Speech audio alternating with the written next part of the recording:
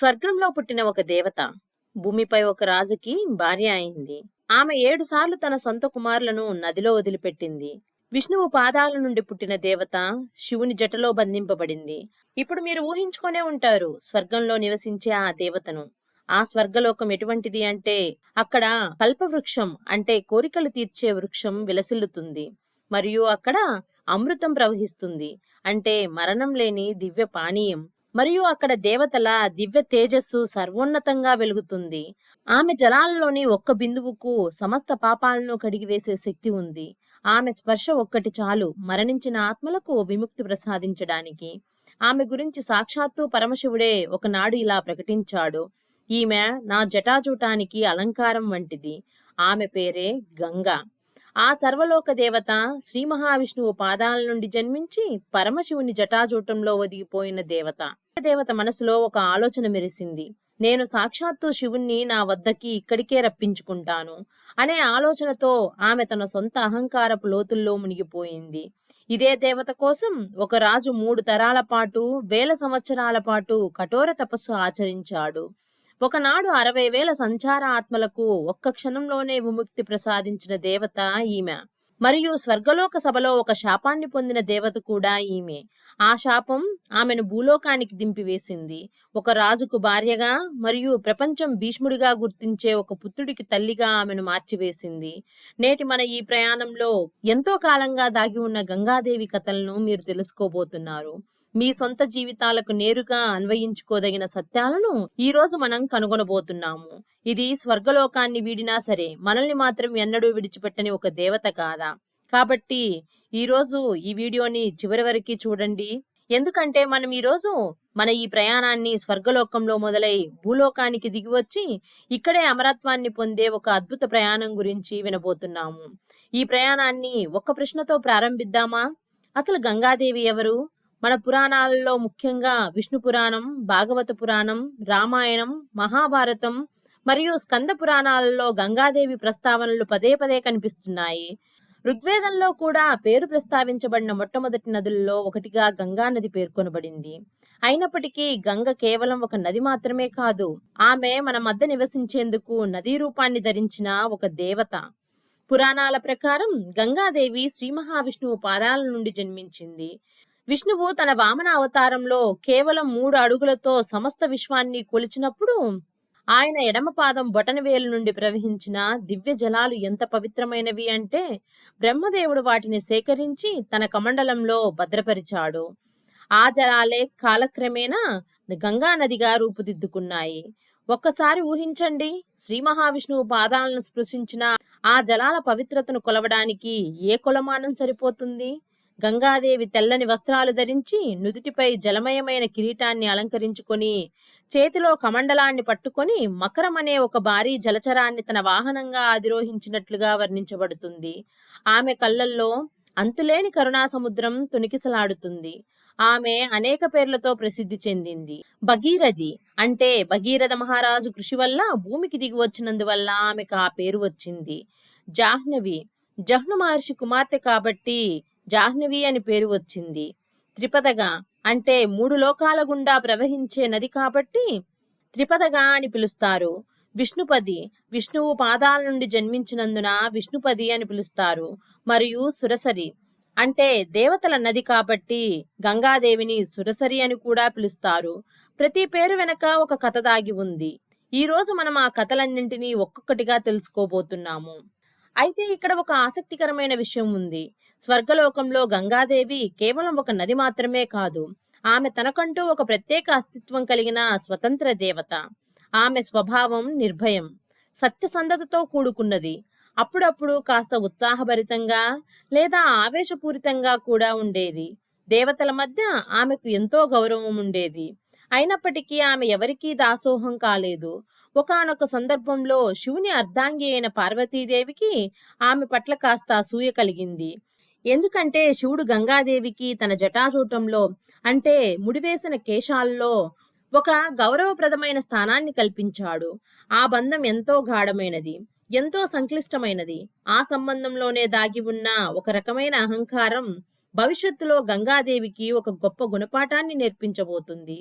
అయితే దానిలోకి వెళ్లే ముందు గంగానది భూలోక అవతరణకు కారణమైన విషాద సంఘటన గురించి ఇప్పుడు తెలుసుకుందాము. స్వర్గానికి భూలోకానికి చెందిన 60,000 ఆత్మలు యుగ యుగాలుగా దారి తప్పి సంచరిస్తూ ఉండిపోయిన కథ అది. ఈ కథ అయోధ్య రాజ్యాన్ని ఒక వైభవోపేతమైన రాజు పరిపాలిస్తున్న కాలానికి చెందినది. ఆయనే సూర్యవంశానికి చెందిన చక్రవర్తి, శ్రీరాముని పూజ్య పూర్వీకుడు. ఆయనకు ఎంతటి అపారమైన శక్తివంతుడైన పాలకుడు అంటే కేవలం ఆయన సైన్యం పేరు ప్రస్తావించినా చాలు శత్రువుల గుండెల్లో భయం పుట్టేది. సగరరాజు అశ్వమేధ యజ్ఞం చేయాలని సంకల్పించాడు. ఈ పవిత్రమైన క్రతువులో ప్రతిష్ఠించిన ఒక గుర్రాన్ని వదులుతారు. ఆ గుర్రం ఎక్కడికి వెళ్ళినా అది ప్రయాణించే భూభాగం దాన్ని వదిలిన రాజు యొక్క ఆధీనంలోకి వస్తుంది. ఎవరైనా దాని ప్రయాణాన్ని ఆపడానికి ప్రయత్నిస్తే దాని పర్యావసనమే యుద్ధము. సగరుని అపారమైన శక్తిని చూసి దేవలోకం అల్లకల్లోలంగా మారింది. దేవతల రాజు అయిన ఇంద్రుడు ఆందోళన చెందాడు. సగరుడు అంతటి అపారమైన శక్తిని కూడగట్టుకుంటే స్వర్గలోక సింహాసనం కూడా ప్రమాదంలో పడుతుంది. అందువల్ల ఇంద్రుడు ఒక ఉపాయం పన్నాడు. ఇంద్రుడు యజ్ఞశాలలోని అశ్వాన్ని దొంగిలించి బాహ్య ప్రపంచాన్ని పూర్తిగా మరిచిపోయేంత గాఢమైన తపస్సులో ఉన్న మహర్షి కపిల ఆశ్రమంలో దాచిపెట్టాడు. సగర మహారాజుకి 60,000 మంది కుమారులు, 60,000 మంది రాజకుమారులు. ఈ సంఖ్య వినగానే అతని అపారమైన శక్తి గురించి ఒక అవగాహన వస్తుంది. వారందరూ ఆ అశ్వం కోసం వెతకడానికి బయలుదేరారు. వారు పర్వతాలు, అడవులు, సముద్రాలు ఇలా భూమండలమంతా వెతికారు. చివరికి వారు కపిల మహర్షి ఆశ్రమానికి చేరుకున్నారు. అక్కడ ఒక గుర్రం నిలబడి ఉంది. దానికి సమీపంలో ఒక ఋషి గాఢ ధ్యానంలో కూర్చొని ఉన్నాడు. ఆ 60,000 మంది పుత్రులు అతడే దొంగ అని భావించారు. తన తపస్సులో లీనమై ఉన్న ఆ మహర్షిని వారు దూషించారు. వారు ఆ ఋషిని తోస్తూ అరుస్తూ లేపడానికి ప్రయత్నించారు. చివరికి కపిల మహర్షి తన కళ్ళు తెరిచాడు. సంవత్సరాలుగా మూసుకొని ఉన్న ఆ కళ్ళు, 1000 సంవత్సరాల తపస్సు యొక్క ప్రచండ తీవ్రతను కలిగి ఉన్న ఆ కళ్ళు ఆ 60,000 మంది పుత్రుల వైపు చూశాయి. కేవలం ఒక్క క్షణంలో, ఒక అతి సూక్ష్మమైన నిమిషంలోనే, ఆ మరుక్షణమే ఆ 60,000 మంది కుమారులు భస్మమైపోయారు. ఒక్క ఆయుధం కూడా లేకుండా, ఏ యుద్ధము జరగకుండా, కేవలం ఒకే ఒక్క క్రోధపూరితమైన చూపుతో సగరుని 60,000 మంది కుమారులు చరిత్రలో కలిసిపోయారు. అయితే సరైన అంత్యక్రియలు జరగకుండా మరణించిన వ్యక్తికి ముక్తి లభించదు. వారి ఆత్మ శాశ్వతంగా అశాంతిగానే మిగిలిపోతుంది. అది స్వర్గలోకానికి వెళ్ళలేదు, అలాగని భూలోకంలోనూ నిలిచి ఉండలేదు. ఆ 60,000 ఆత్మలు సగరుని కుమారులు. యుగాల తరబడి దిక్కుతోచక సంచరించాయి. ఏ లోకంలోనూ వాటికి విశ్రాంతి లభించలేదు, మోక్షం కూడా సిద్ధించలేదు. వారి విముక్తికి కేవలం ఒకే ఒక్క మార్గం మిగిలి ఉంది: గంగా నది యొక్క పవిత్ర జలాలు. గంగా జలాలు వారి భస్మాన్ని స్పృశిస్తే వారికి మోక్షం లభించవచ్చు. కానీ గంగా నది స్వర్గలోకంలో నివసిస్తుంది. ఆమెను భూలోకానికి తీసుకురావడం అసాధ్యమైన కార్యంగా తోచింది. అలా 3 తరాల పాటు సాగిన ఒక ప్రయాణం మొదలైంది. 1000 సంవత్సరాల పాటు కొనసాగిన ఒక మహత్తర యజ్ఞం, అది చివరకు ఒకే ఒక్క వ్యక్తి కృషి ద్వారా అది పరిపూర్ణతను పొందింది. ఆయనే భగీరథుడు. సగరుని తర్వాత ఆయన వంశస్థులు ఒకరి తర్వాత ఒకరుగా ఆ ప్రయత్నాన్ని కొనసాగిస్తూనే వచ్చారు. సగరుని మనవడైన అంశుమంతుడు ఏళ్ల తరబడి కఠోర తపస్సు చేశాడు. కానీ అతడు కూడా విజయం సాధించలేకపోయాడు. అంశుమంతుని కుమారుడు దిలీపుడు. అతడు కూడా తన జీవితాన్నంతటినీ ఆ మహోన్నత కార్యానికే అంకితం చేశాడు. అయినా గంగా నది భూలోకానికి దిగిరాలేదు. 2 తరాలు గడిచిపోయాయి. ఆ తర్వాత దిలీపుని కుమారుడైన భగీరథుడు జన్మించాడు. తన పూర్వీకులు ఆ 60,000 ఆత్మలు ఇంకా దిక్కుతోచక సంచరిస్తున్నారని భగీరథుడు తెలుసుకున్నప్పుడు అతని హృదయంలో ఒక సంకల్పం ఉద్భవించింది. ఏది ఏమైనప్పటికీ ఈ ఆత్మలకు మోక్షం చేకూర్చాలి, మరియు దీన్ని సాధించడానికి అతను గంగానదిని భూమిపైకి తీసుకురావాలి. భగీరథుడు తన రాజ్యాన్ని త్యజించాడు, తన రాజభవనాన్ని విడిచిపెట్టాడు, తన సుఖాలను వదులుకున్నాడు. తన కుటుంబాన్ని వదిలి హిమాలయాల వైపు బయలుదేరాడు. అక్కడ అతను బ్రహ్మదేవుని కోసం తన తపస్సును ప్రారంభించాడు. సంవత్సరాల తరబడి అతను ఆహారం లేదా విశ్రాంతి లేకుండా తీవ్రమైన చలి, మండే ఎండ మరియు భయంకరమైన తుఫానుల గుండా ఒంటి కాలిపై నిలబడ్డాడు. గంగానదిని భూమిపైకి తీసుకురావాలనే ఒకే ఒక తపన అతన్ని నడిపించింది. అయితే చివరకు బ్రహ్మదేవుడు ప్రత్యక్షమయ్యాడు. బ్రహ్మదేవుడు, నాయనా, నీ భక్తి నాకు నచ్చింది. నేను గంగానదిని భూమిపైకి పంపుతాను అని అంటాడు. భగీరథుని ముఖం ఆనందంతో వెలిగిపోయింది. కానీ అప్పుడు బ్రహ్మదేవుడు ఒక షరతు పెట్టాడు. అయితే ఒక సమస్య ఉంది. భగీరథుడు అంటాడు, ఏ సమస్య ప్రభు అని అడుగుతాడు. బ్రహ్మ ఇలా బదులిచ్చాడు, గంగా నది శక్తి ఎంత అపారమైనది అంటే అది నేరుగా భూమిపై పడితే ఈ గ్రహం ముక్కలైపోతుంది. అది పాతాళానికి కొట్టుకుపోతుంది మరియు ప్రతిదీ నాశనం అవుతుంది. అందువల్ల నువ్వు శివునికి తపస్సు చేయాలి. ఆయన మాత్రమే గంగా నదిని నిలువరించగలడు. భగీరథుడు కళ్ళు మూసుకున్నాడు. మరో తపస్సు మరో అసాధ్యమైన పనిలా అనిపించింది. కానీ భగీరథుడు వెనకాడలేదు. ఈ కర్తవ్యం నెరవేరే వరకు నేను విశ్రమించను అని అతను నిశ్చయించుకున్నాడు. ఈసారి అతను కైలాస పర్వతానికి ప్రయాణించి మహాదేవునికి తన తపస్సును ప్రారంభించాడు. శివునికి తపస్సు చేయడం అంత తేలికైన పని కాదు. అయినప్పటికీ భక్తి నిజమైనప్పుడు శివుని హృదయం కరగడానికి ఎక్కువ సమయం పట్టదు. ఒకరోజు కైలాస పర్వతాన్ని ఒక ప్రకంపన ఆవరించింది. ఆ ప్రదేశమంతా ఒక నీలికాంతి వ్యాపించింది. మరియు భోలానాథుడు దయాభిమాని ప్రత్యక్షమయ్యాడు. శివుడు భగీరథుని వైపు చూశాడు. అతని కళ్ళల్లో ప్రతిఫలిస్తున్న అచంచలమైన విశ్వాసాన్ని గుర్తించాడు. శివుడు చిరునవ్వు నవ్వి, చాలా మంచిది భగీరథ, నీ సంకల్ప బలాన్ని నేను చూశాను. నా జటాజూటంలో గంగానదిని స్వీకరిస్తాను. అయితే ఇప్పుడు ఈ గాథలో అత్యంత ఆసక్తికరమైన ఘట్టం గుర్తుకు వస్తుంది కదా. గంగానది భూలోకానికి అవతరించబోతుందని, శివుని జటాజూటం గుండా ఆమె ప్రవహించాల్సి ఉంటుందని దేవలోకాలకు చేరినప్పుడు గంగానది మనసులో ఏ ఆలోచనలు మెదిలాయి అంటే, గంగానది తనలో తాను ఇలా అనుకుంది, నేను శివుని జటాజూటం గుండానే ప్రవహిస్తాను.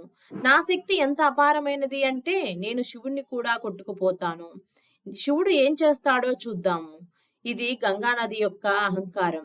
ఒక దేవత యొక్క దురహంకారం మరియు ఇదే గర్వం ఆమెకు ఒక గంభీరమైన గుణపాఠం నేర్పబోతుంది. భగీరథుడు శివునికి సంకేతం ఇచ్చాడు. బ్రహ్మదేవుడు తన కమండలం నుండి గంగానదిని విడుదల చేశాడు. ఆకాశంలో ఒక మహా జలధార ప్రత్యక్షమైంది. మెరుస్తూ గర్జిస్తూ యావత్ విశ్వాన్ని కంపింపచేస్తూ గంగానది అవతరించింది. తన పూర్తి వేగంతో ఆమె మనసులో ఒక ఆలోచనను నిక్షిప్తం చేసుకుంది. నేను శివుని జటాజూటం గుండా విద్రుతంగా ప్రవహిస్తాను. నా శక్తి ఎంత గొప్పది అంటే నేను శివుణ్ణి కూడా కొట్టుకుపోతాను. శివుడు ఏం చేస్తాడో చూద్దాం కదా అని గంగాదేవి శివుని జటాజూటాన్ని చేరగానే ఆమె ఆగిపోయింది. అందులో చిక్కుకుపోయింది. శివుని జటాజూటంలో ఎన్నో మార్గాలు, ఎంతటి సంక్లిష్టమైన మెలికలు మలుపులు ఉన్నాయి అంటే గంగాదేవి ఎటు తిరిగినా ఒక చిట్టడవిలో చిక్కుకున్నట్లుగా మరింతగా చిక్కుకుపోయింది. గంగాదేవి ఒక మార్గం గుండా బయటికి వెళ్ళడానికి ప్రయత్నిస్తే మరో 3 మార్గాలతో చిక్కుకుపోయేది. సమస్త విశ్వరూపాలను తనలో ఇముడ్చుకున్న మహాదేవుని జటాచూటంలో గంగాదేవి దారి తప్పిపోయింది. సంవత్సరాల తరబడి ఆమె బయటకు దారి కనుక్కోలేకపోయింది. అహంకారానికి ఇది అనివార్యమైన పర్యవసానం. భూలోకంలో భగీరథుడు ఎదురు చూస్తూ ఉన్నాడు. గంగాదేవి రాలేదు. ఏదో పొరపాటు జరిగిందని అతను గ్రహించాడు. మరోసారి అతను శివునికి నమస్కరించాడు. ఓ ప్రభు, దయచేసి గంగామాతను ఉద్ధరించండి. నా పూర్వీకులు ఎదురు చూస్తున్నారు. వారు మోక్షం కోరుకుంటున్నారు. అప్పుడు శివుడు కళ్ళు తెరిచాడు. అతని పెదవులపై ఒక చిరునవ్వు మెరిసింది. అతను తన జటాజూటాన్ని నెమ్మదిగా క్రమంగా విప్పగా గంగాదేవి బయటికి వచ్చింది. ఈసారి ఆమె అహంకారం లేకుండా బయటికి వచ్చింది. ఈసారి ఆమె వినయంతో ఉద్భవించింది. శివుని జటాజూటం ఆమెను 7 వేర్వేరు ప్రవాహాలుగా విభజించింది. 3 స్వర్గం వైపు, 3 పాతాళం వైపు మరియు 1 భగీరథుని వెనుక నేరుగా ప్రవహిస్తోంది. గంగానది చివరకు భూమిపై చేరుకుంది. భగీరథుడు ముందుకు నడిచాడు. రాజవేషధారణలో రథంపై ప్రయాణిస్తూ వెనుక గంగానది పర్వతాల గుండా, లోయల గుండా, అడవులను దాటుకుంటూ ప్రవహించింది. గంగానది వెళ్లిన ప్రతి చోట జీవం చిగురించింది. ఎండిన నేల పచ్చగా మారింది. జంతువులు, పక్షులు ఆనందించాయి. ప్రజలు గంగా జలాలను స్వీకరించడానికి పరుగులు తీశారు. ఇదే గంగా అవతరణ, చరిత్రలో నిలిచిపోయిన ఘట్టం. కానీ మార్గమధ్యంలో మరో అడ్డంకి ఎదురైందని తెలుసా? మరియు ఈ అడ్డంకి గంగానదికి ఒక కొత్త పేరును ప్రసాదించింది. మహర్షి జహ్ను అనే ఒక గొప్ప సన్యాసి తన ఆశ్రమంలో ఒక యజ్ఞం చేస్తున్నారు. గంగానది ప్రవాహం ఆయన యజ్ఞ మండపం వైపు ఉప్పొంగడం ప్రారంభించింది. నీరు వ్యాపించి యజ్ఞానికి సంబంధించిన పవిత్ర సామాగ్రి కొట్టుకుపోయింది. ఆశ్రమంలో గందరగోళం చెలరేగింది. మహర్షి యొక్క గాఢ ధ్యానానికి భంగం కలిగింది. అతను తల ఎత్తుకొని చూడగా తన పవిత్రమైన కర్మకాండకు భంగం వాటిల్లింది. అతని ఆగ్రహం ప్రజ్వరిల్లింది. ఆ ఉగ్రతలో అతను మిమ్మల్ని పూర్తిగా నివ్వెరపరిచే ఒక పని చేశాడు. అతను గంగానది మొత్తాన్ని ఒక్క గుక్కలో తాగేశాడు. పర్వతాల నుండి దిగివచ్చి బ్రహ్మదేవుని కమండలం నుండి ఉద్భవించి శివుని జటాజూటం నుండి ప్రవహించిన ఆ గంగా నది ఇప్పుడు ఒకే ఒక్క ఋషి ఆగ్రహానికి భంగమైంది. భగీరథుడు నిశ్చలమయ్యాడు. అతను వెనుదిరిగాడు. గంగా నది ఎక్కడా కనిపించలేదు. ఏం జరిగిందో అతనికి అర్థమైంది. అతను మహర్షి జహ్ను వద్దకు పరిగెత్తి చేతులు జోడించి వేడుకుంటూ భక్తితో తలవంచాడు. ఓ ముని, దయచేసి మమ్మల్ని క్షమించండి. గంగామాత అనుకోకుండా ఒక అపరాధం చేసి ఉండొచ్చు. కానీ నేను మిమ్మల్ని వేడుకుంటున్నాను, ఆమెకు స్వేచ్ఛను ఇవ్వండి. లక్షలాది ఆత్మలు ఆమె రాక కోసం ఎదురు చూస్తున్నాయి. మహర్షి జహ్ను భగీరథుని వైపు చూశారు. ఆ యువకుడి కళ్ళల్లో సంవత్సరాల పోరాటం వల్ల కలిగిన అలసట, అదే సమయంలో అచంచలమైన సంకల్పం కూడా కనిపించాయి. ఆ మునికి కోపం కరిగిపోయింది. ఆయన తన కుడి చెవిని తాకగానే గంగానది మళ్లీ ప్రవహించడం మొదలుపెట్టింది. ఆనాటి నుండి గంగానదికి కొత్త పేరు లభించింది, జాహ్నవి అనే పేరు. జాహ్నవి అంటే జహ్ను మహర్షి కుమార్తె. ఎందుకంటే ఆ మహర్షి ఆమెకు ఒక పునర్జన్మను ప్రసాదించారు. అయితే ఇప్పుడు 3 తరాలుగా తపస్సు చేసిన ఆ మహత్తర క్షణం ఆసన్నమైంది. భగీరథుడు తన సర్వస్వాన్ని త్యాగం చేసిన ఆ క్షణం, గంగానది స్వర్గలోకాన్ని వీడి వచ్చిన ఆ క్షణం. చివరకు గంగానది ఆ పవిత్ర స్థలాన్ని చేరుకుంది. అక్కడ కపిల మహర్షి ఆశ్రమం వద్ద 60,000 ఆత్మల భస్మం చెల్లాచెదురుగా పడి ఉంది. ఏళ్ల తరబడి, యుగాల తరబడి ఎవరూ ఆ భస్మాన్ని స్పృశించలేదు. ఎవరూ అటువైపు వెళ్ళలేదు. ఆ ప్రదేశం నిర్మానుష్యంగా గాఢాంధకారంలో నిమగ్నమై ఉంది. కాలమే అక్కడ స్తంభించిపోయినట్లుగా. అప్పుడు గంగానది యొక్క మొదటి అల ఆ భస్మాన్ని తాకింది. నీరు ఆ భస్మాన్ని స్పృశించగానే ఒక కాంతి పుట్టుకు వచ్చింది.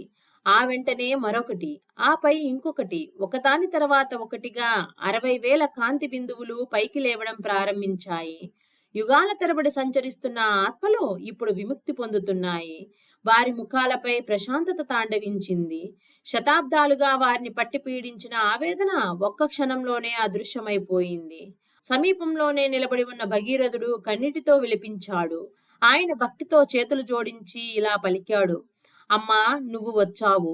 ఆ రోజు నుండి గంగాదేవి తన అత్యంత ప్రసిద్ధ నామాన్ని పొందింది, భగీరథి అని. ఎందుకంటే భగీరథుని అచంచలమైన సంకల్పమే ఆమెను భూలోకానికి తీసుకువచ్చింది. అలా ఒక కొత్త పదబంధం పుట్టింది, భగీరథ ప్రయాస. అంటే ఒక మహత్తరమైన, అసాధారణమైన కృషి. మనం ఇప్పటివరకు గంగాదేవి స్వర్గం నుండి భూలోకానికి ఎలా అవతరించిందో తెలుసుకున్నాం కదా. అయితే గంగాదేవి కథలో మరొక మలుపు ఉంది. ఇది ఇక్ష్వాకు వంశానికి చెందిన మహాభీష్ముని కథ. అతను చేసిన ఒకే ఒక్క కార్యం మహాభారతం అనే సమస్త ఇతిహాస కథకు జన్మనిచ్చింది. మహాభీషుడు ఒక సాధారణ రాజు కాదు. ఆయన తన జీవిత కాలంలో వేల కొద్దీ యజ్ఞాలు నిర్వహించారు. ఆయన ప్రతి అడుగులోనూ సత్య మార్గాన్ని ఎంచుకుంటూ ధర్మ సూత్రాలను కఠినంగా పాటిస్తూ జీవించారు. ఆయన అపారమైన ఆధ్యాత్మిక పుణ్యాన్ని కూడగట్టుకున్నారు. దాని ఫలితంగా ఆయన మరణానంతరం నేరుగా స్వర్గలోకానికి, అంటే దివ్యలోకానికి చేరుకున్నారు. ఆయనకి బ్రహ్మదేవుని దివ్య సభలో ఒక గౌరవప్రదమైన ఆసనం లభించింది. ఆ క్షణాన్ని ఒక్కసారి ఊహించుకోండి. ఒక సామాన్య మానవుడు తన కర్మఫలంతో ఉన్నత స్థాయికి ఎదిగి దేవతలతో సమానంగా ఆసనం పొందాడు.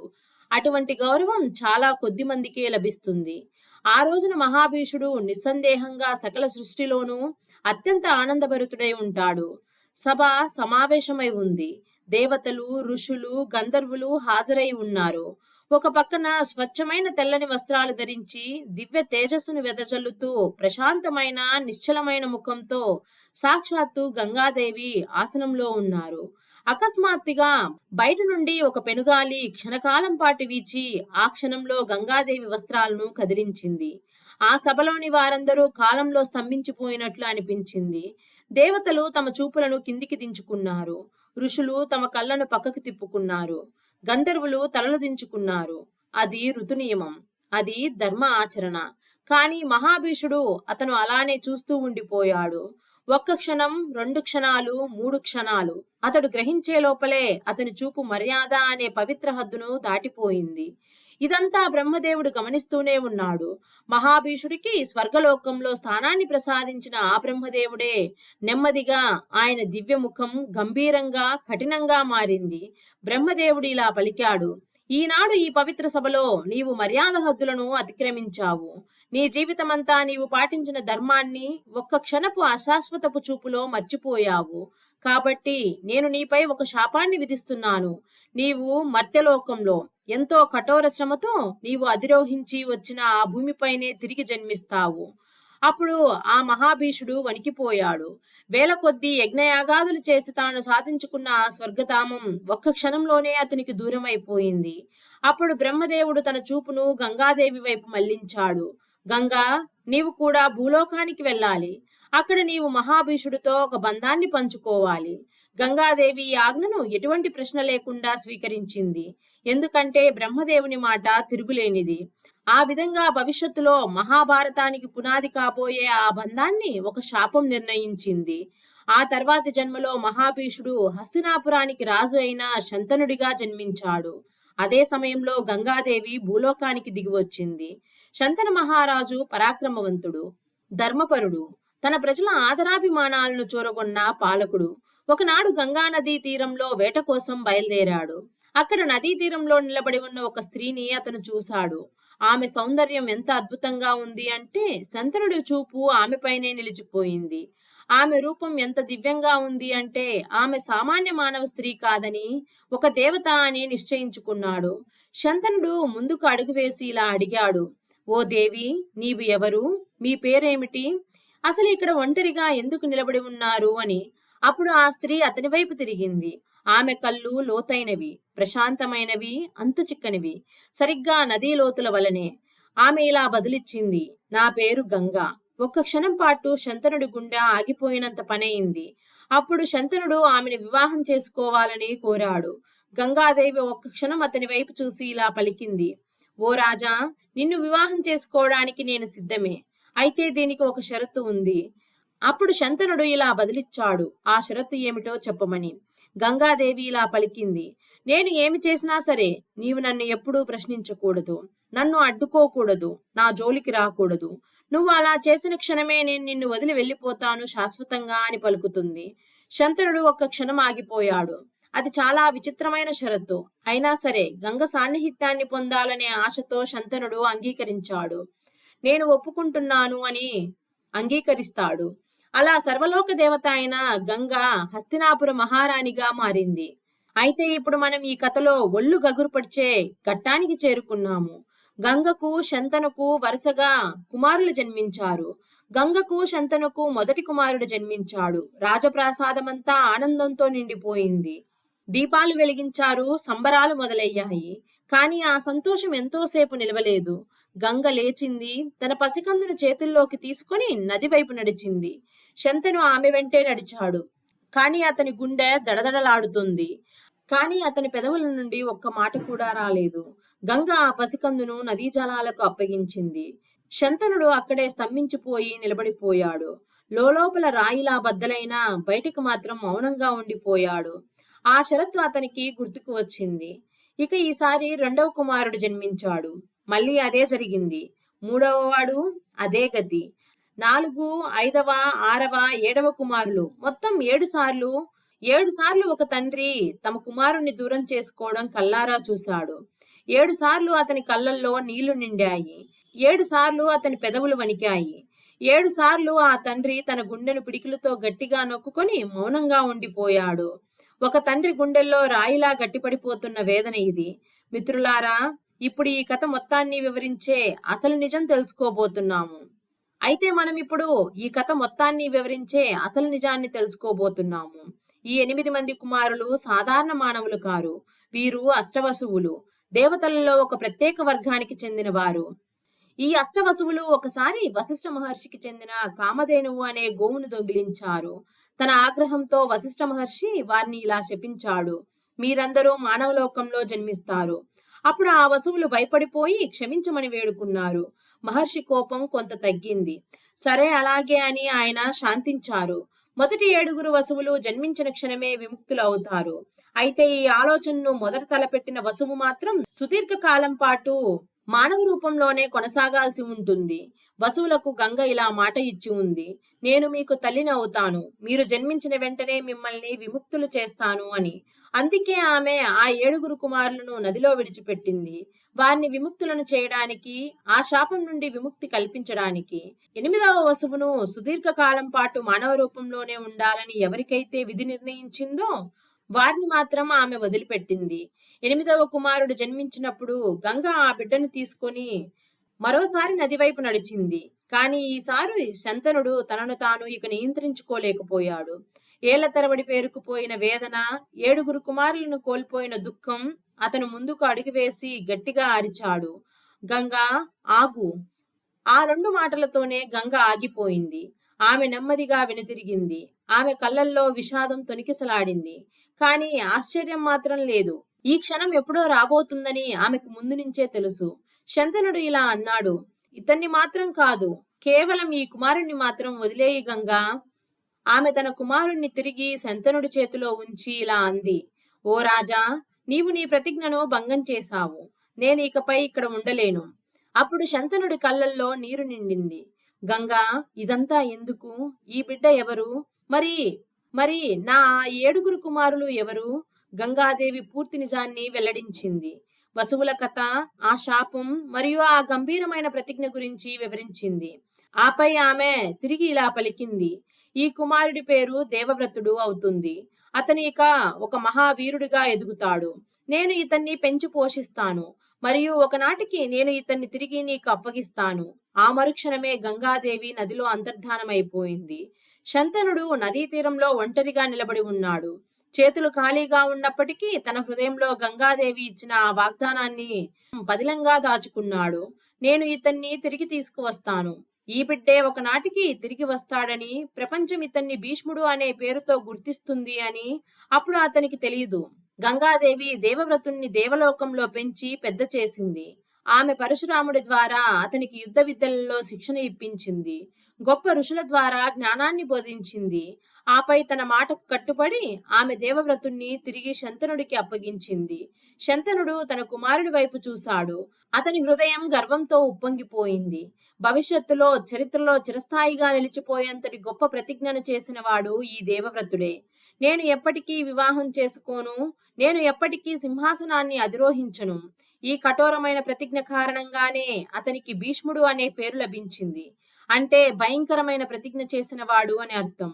మరియు అతని తల్లి గంగాదేవి స్వర్గలోకం నుండి భూమికి దిగి వచ్చిన దేవత.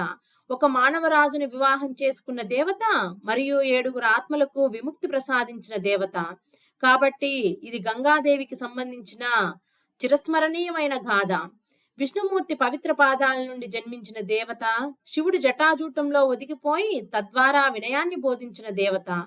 ఆమె కోసం ఒక మనిషి భగీరథుడు 3 తరాల పాటు ఘోర తపస్సును చేసిన దేవత.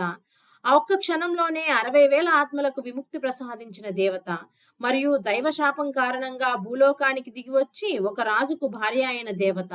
ఆమె 7 ఆత్మలకు మోక్షం ప్రసాదించి భీష్ముడు అని లోకానికి తెలిసిన ఒక కుమారునికి జన్మనిచ్చింది.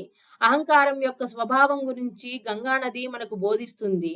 అహంకారం అది దేవతదైనా మానవునిదైనా అది ఎల్లప్పుడూ ఒక అడ్డంకిగా పనిచేస్తుంది. భగీరథుని ద్వారా ప్రయత్నం విరమించుకున్న వారు చరిత్ర సృష్టించలేరని మనం తెలుసుకుంటాము. ఇతరులు మోక్షం పొందాలనే ఏకైక ఉద్దేశంతో గంగానది తన సేవా కార్యం ద్వారా స్వర్గాన్ని విడిచిపెట్టింది. 1000 సంవత్సరాలుగా ప్రవహిస్తున్నట్లే నేటికి గంగానది ప్రవహిస్తూనే ఉంది. మరియు దానిలోని ప్రతి చుక్కలోనూ అదే స్వచ్ఛత, అదే కరుణ మరియు ఈ రోజు మనం అన్వేషించిన అదే చరిత్ర నిక్షిప్తమై ఉన్నాయి. ఈ కథ మీ హృదయాన్ని తాకినట్లయితే ఈ కథకి ఒకసారి లైక్ చేయండి. అలాగే కామెంట్లలో జై గంగామాత అని రాసి ఈ కథలోని ఏ ఘట్టం మిమ్మల్ని ఎక్కువగా కదిలించిందో తెలియజేయగలరు.